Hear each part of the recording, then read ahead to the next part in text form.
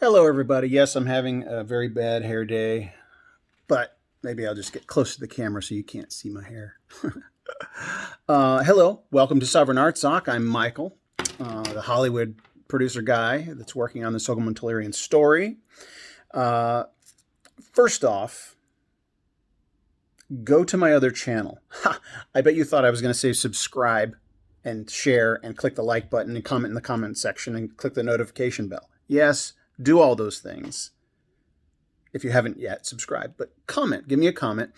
But first, go to my other channel. I haven't mentioned that in a while, Tales of Truth. I just uploaded a video, it's almost 40 minutes long, where I am reading passages from the memoir and one passage from the prison diary, which I am going to do here in a moment. And this will be the final installment of the Soghomon Tehlirian diary series. I apologize for not doing more of these. I wish I could tell you what's going on behind the scenes. Some good stuff, some questionable stuff, but in all, good things are happening. So let me begin. I'm going to read a short passage today, but let me begin by saying, Happy Miracle of Jurisprudence Day. This is the 100-year anniversary of a verifiable, documented miracle of jurisprudence. And I would say miracle, period. This whole story, this whole journey of Soghomon Tehlirian and of my discovery of Soghomon Tehlirian, it has been miraculous. Miracle after miracle after miracle after miracle. I say that on this channel a lot.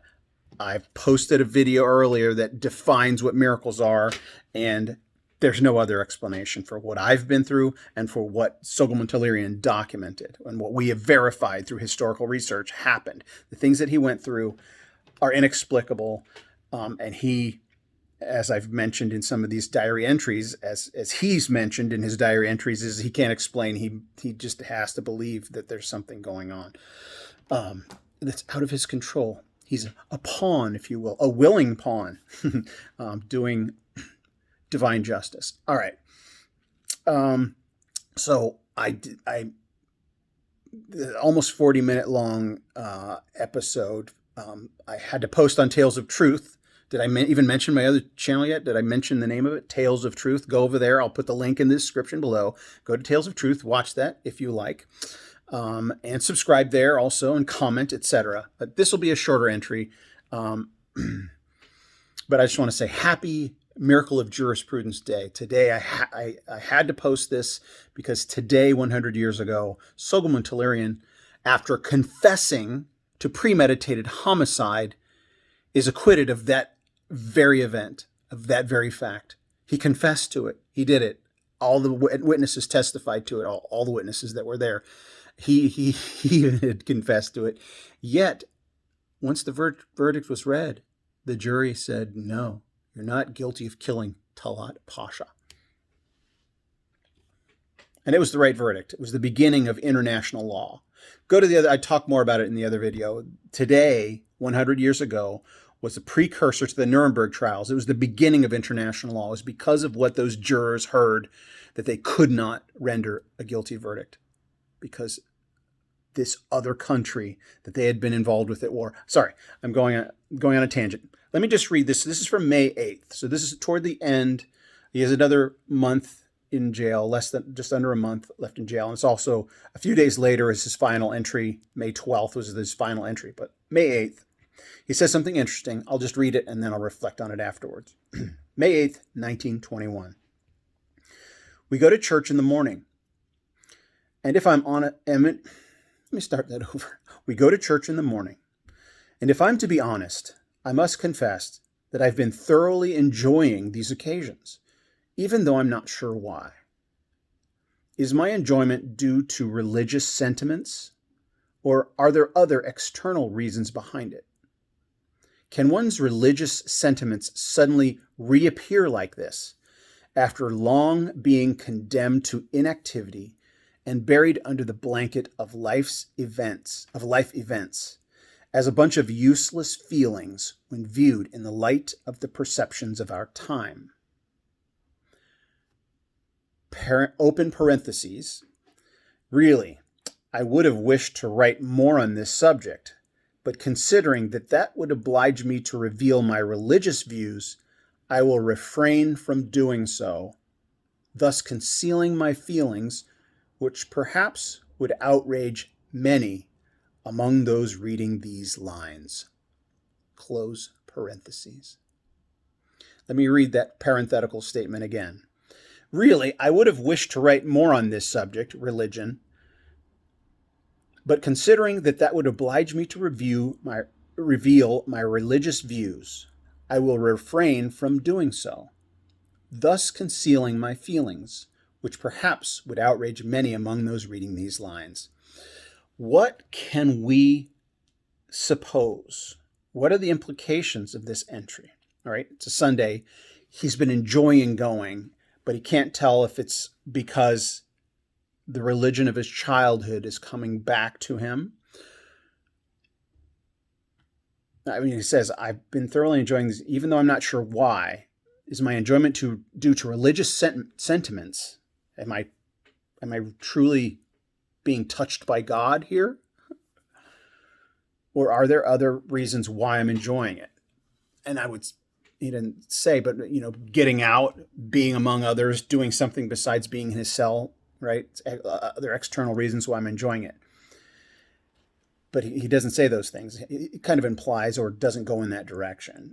But I would say that's probably what he's talking about. Why else would you enjoy it if it's not for a religious sentiment? Maybe that's it. Some breaking up of the monotony, or at least hearing the voice, because you can't see anybody else because they're partitioned. But hearing the voices of others and seeing a preacher come out, even though you don't understand the language, can one's religious sentiments suddenly reappear like this? All right, so in the parenthetical statement, I'm going to refrain from revealing my religious views, but he gives some hints. Can one's religious sentiments suddenly reappear? And in an earlier entry, it's almost like he's condemning God or saying there is no God because my people have been abandoned by their God. But that at other times he acknowledges that Christ resurrected, right? And he's not saying, he doesn't go into, whether he truly believes that or not, but he just acknowledges it because that's the culture that he's from, right? It's kind of ingrained in him, the Christian culture. He knows these things. He understands them.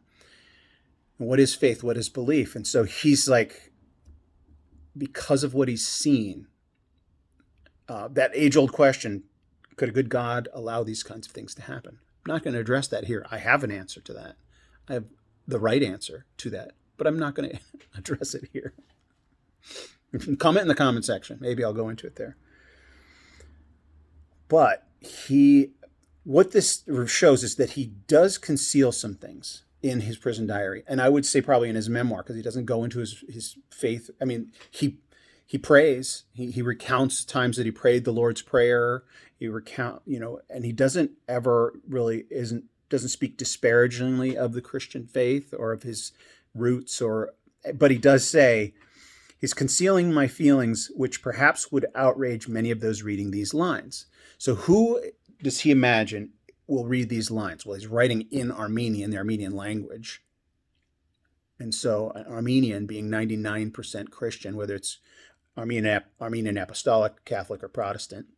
His grandfather, his mother's father, was a Protestant preacher. And so he understood the Armenian Apostolic heritage, which is the vast majority of Armenians, but also there's the different denomination. I mean, the essentials are the same. All Catholics, Armenian Apostolics, and Protestants believe the essentials. They believe in Jesus Christ as being the Son of God and having resurrected and delivered humankind from their sins if they accept him and repent, right? Those are the essentials, and all three of those versions of Christianity are in agreement on those things. So those are all Christian. They're details you can differ on. So he was raised that way, but he's thinking that if he disclosed his religious sentiments at this time, it would upset many among those reading these lines, or it would outrage. So I'm speculating that he is pessimistic, or that his religious sentiments are have been suppressed, or that he's negative. I would say negative toward this whole Christianity thing.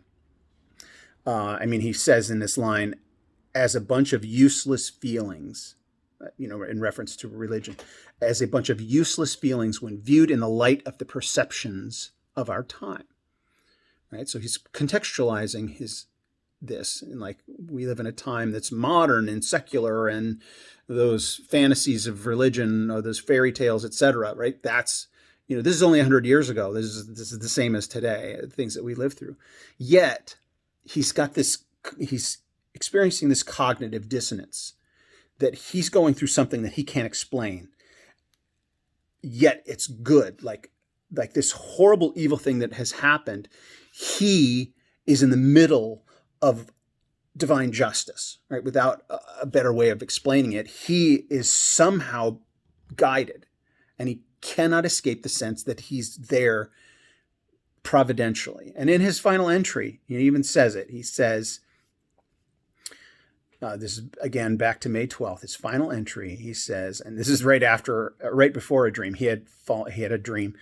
Even though I don't know much about dreams, my present world forces me to believe in all sorts of things and view everything with a provincial and religious eye. Forces me to view things with a religious eye. And even says, his mother told him he was going to kill Talat 6 years before he did it, right? That's a prophetic dream. And here he has another one, his final entry. In my dream, I saw my hair had turned white. He's about to face death, the death sentence, potentially. He's about to, he committed a capital crime in the heart of the beast, the belly of the beast, the enemy of his people. The Ottomans were allies with the Germans, and the Germans enabled this massacre to happen. And he goes into the heart of Germany, into Berlin, and kills the beast, right? And he's facing his accusers. Yet, I had a dream that my hair turned white. If he was put to death, he would never live long enough. Yet he was acquitted 3 weeks after this entry, and did end up living till his hair turned gray. All right, that's the final entry. This went way longer than I expected it. But again, subscribe and share and all that. Go to Tales of Truth. I'll put the link in the description below.